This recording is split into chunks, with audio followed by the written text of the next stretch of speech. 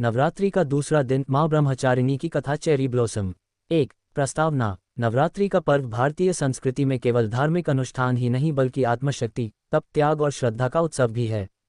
पहले दिन शैलपुत्री का पूजन करने के बाद दूसरे दिन माता दुर्गा के द्वितीय स्वरूप माँ ब्रह्मचारिणी की उपासना की जाती है। उनका नाम ही उनके चरित्र और साधना का परिचायक है।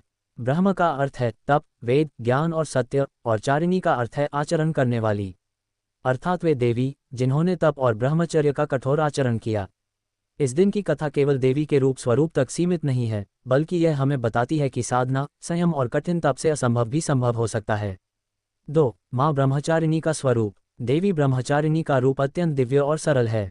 उनके हाथों में एक हाथ में जपमाला और दूसरे में कमंडलू रहता है। वे श्वेत वस्त्र धारण करती हैं और उनके चरणों में तेजस्विता और शांति का अद्भुत संगम दिखाई देता है। उनका चेहरा शांत, सौम्य और दृढ़ निश्चयी साधना का प्रतीक है।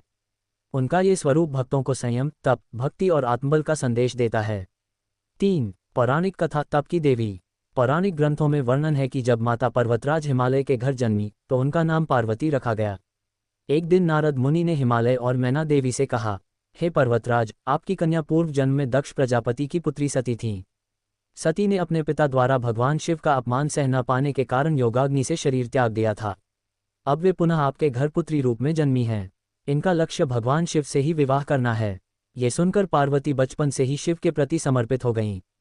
उन्होंने प्रण किया कि वे कठोर तप करके शिव को ही पति के रूप में प्राप्त करेंगी।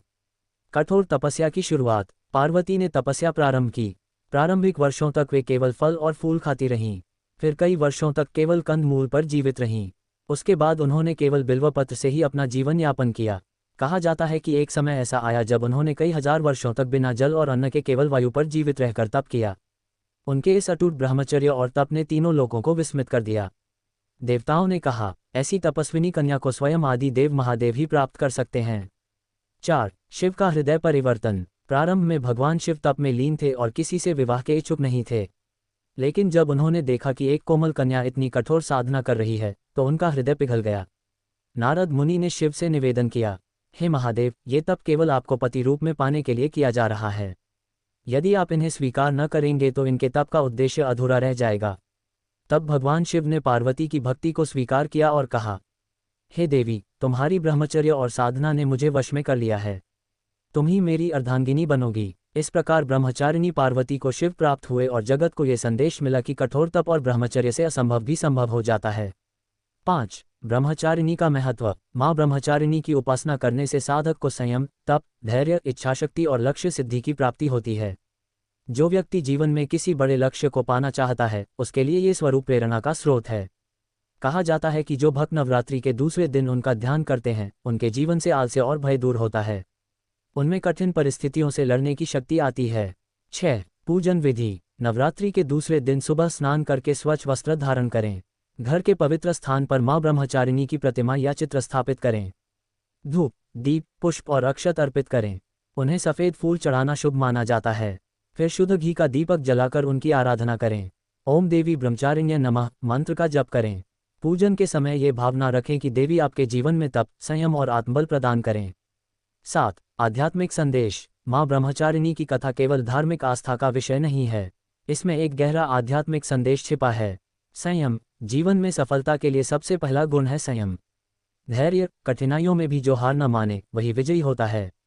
तप और परिश्रम। बिना परिश्रम कुछ भी संभव नहीं। लक्ष्य के प्रति समर्पण। यदि लक्ष्य स्पष्ट है और निष्ठा अटूट है तो ईश्वर भी साथ देता है। 8। भक्तों के अनुभव और प्रेरणादायी प्रसंग।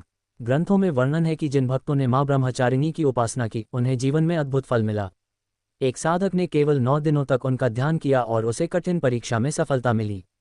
एक महिला ने संतान सुख के लिए उनका पूजन किया और शीघ्र ही उसका जीवन आनंदमय हो गया। ये सब कथाएं ये सिद्ध करती हैं कि माँ ब्रह्मचारिणी केवल पुराणों की देवी नहीं बल्कि आज भी साधकों की जीवनदायिनी शक्ति हैं।